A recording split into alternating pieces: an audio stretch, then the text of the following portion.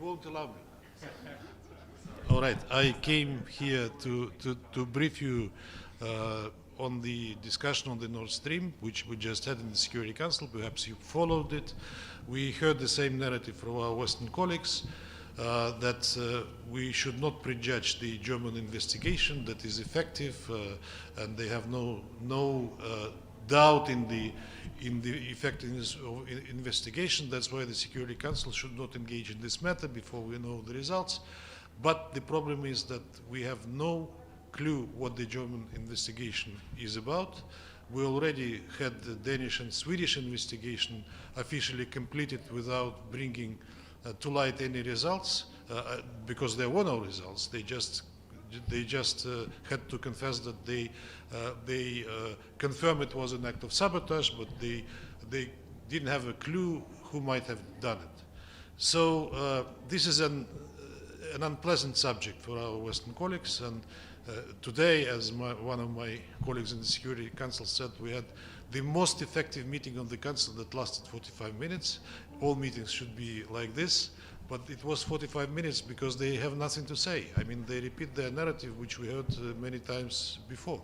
And you know that we came up, I think it was a third attempt that we wanted to produce some reaction from the Security Council in the form of the PRST. We worked on it in good faith.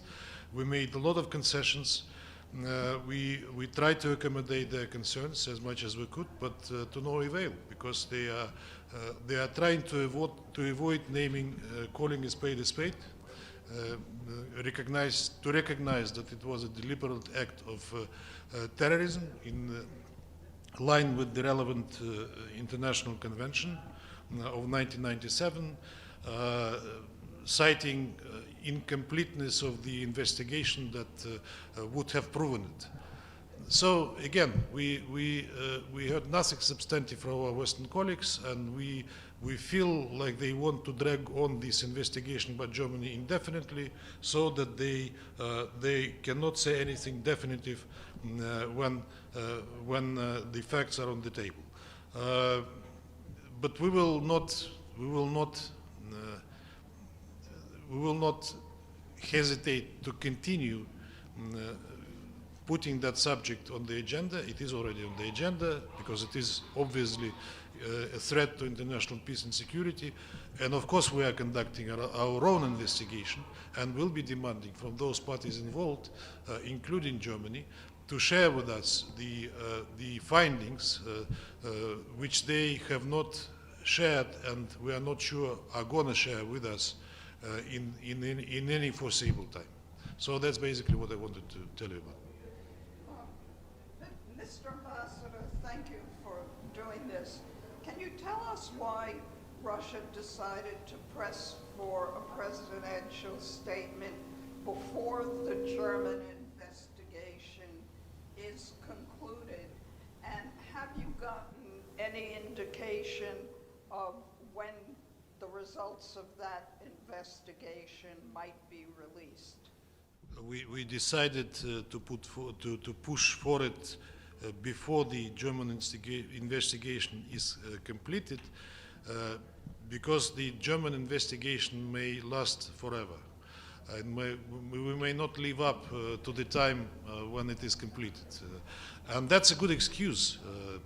That's a good excuse to sabotage this time any decision or any product of the Security Council, citing the incomplete state of the German investigation. But one of the things that our Western colleagues object to is to call it the act of terrorism, because the investigation has not established it, while the German Chancellor Scholz himself on 14th of September recognized it was an act of terrorism. But our colleagues, in particular France today, you heard it, you saw it in the Council, was defending the effectiveness of the German investigation and was advising not to prejudge it, and that is the reason why they refused to call it an act of terrorism. For us, it's obvious it was an act of terrorism, not just sabotage this pipelines did not blow up by themselves. Of course, there were perpetrators. And the way the investigation is being conducted clearly tells us that there is something to hide for them, and that's why they want to drag it on and on and on and on. So we are talking about that we are waiting up for Germany investigation and trying to speed up. Have any Security Council member tried to invite Germany to the Security Council meeting to give at least a small brief? We did. When once, I think initially, all three countries involved, Germany, Denmark, and Sweden, were in the council, made statements, basically about nothing, about the need to investigate and to find the truth. Then, when we called them later, they never came. Sending letters, basically empty letters to the President of the Security Council on the continuation investigation. Now Sweden and Denmark are out of the game. We have only Germany left, but they choose not to appear, again, quoting their continuing investigation. Just to follow, have you invited Germany to this particular meeting? Did we? No, we didn't, because it's obviously useless. Ambassador, I remember last time you said Russia probably will prepare a draft resolution concerning Nord Stream here in the Security Council. How's that going now? And do you really expect the Council would give any concrete reaction, let's say, on this issue? We were discussing and negotiating a resolution once. It didn't fly because of the reasons that I tried to explain. We then lowered our ambitions to PRST, which didn't fly either. I wonder when finally, hopefully, eventually, the investigation is completed, what will they say then when we offer a product of the Security Council? What reasons they will find to sabotage the one that would not be excused by anything that is going on outside. Thank you, Ambassador Benzia.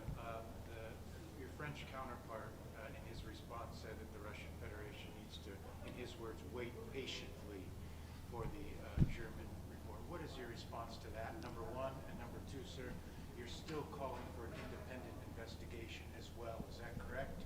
And where do you foresee that going in the future? When my French colleague said it, he never gave us any timeline. And we don't know how long we should be patient about that. Is it months, days, months, years, decades? For some, preferably decades, but I think that that's a bit excessive. On the investigation, international investigation, I think besides us, we didn't refer to it today, but we did refer to it earlier. Today, I think it was Algeria that mentioned that subject, but it is going nowhere because in order for the international investigation to happen, there should be an agreement of the parties who are involved and who are requesting an investigation, and we offered it in the beginning in the Security Council, but and UN said as usual that they would be prepared if they have a mandate, but there is no mandate for it. And the Germans aren't giving you any indication No. of how much longer this will go on? No, we do not receive any replies officially sent to them to keep us abreast and to give us information on the ongoing investigation. We have nothing. No, we send replies through the official channels, through our judiciary authorities, but replies never come back. Do you think their investigation is credible? That's a question which is difficult to answer. So far, we don't have any evidence whether it's credible or not. But we might we might speculate that it might not be credible. If you don't mind, Ambassador, as you know, Israel bombed Beirut overnight in a residential area. They said they're targeting one person. The Russian Federation's response to this continued aggression on Lebanon. Absolutely inadmissible. I mean, they're targeting one person, collaterally killing civilians. Then the count is already over 1,000. I will not be surprised if it'll be in thousands shortly. You know that we had a meeting on that issue the other day, and you heard everyone who spoke what. We said it clearly. We are, luckily I think, and this is not boasting, we are one country that can afford to call a spade a spade. And I think that many would like to say similar things, but they simply cannot afford it. But the rhetoric of our Western colleagues in the meeting called jointly strange alliance by Iran and Israel, each on its own matter, boiled down in their narrative to Iran being the culprit of all that is happening in the region, as if that happened in a vacuum, as if there is no Gaza, there is no Lebanon, there is no Yemen, there is no Syria, etc. So we said it clearly that it should be stopped immediately. That is fraught with the regional confrontation and conflagration is already there. How far it will expand, that's another question. You see these belligerent remarks both by Israel and Iran. I'm sure, we are sure, and we said it openly in the Council, that Israel dreams to involve US into the game. So what awaits us in the future is really worrisome. Thank you very much.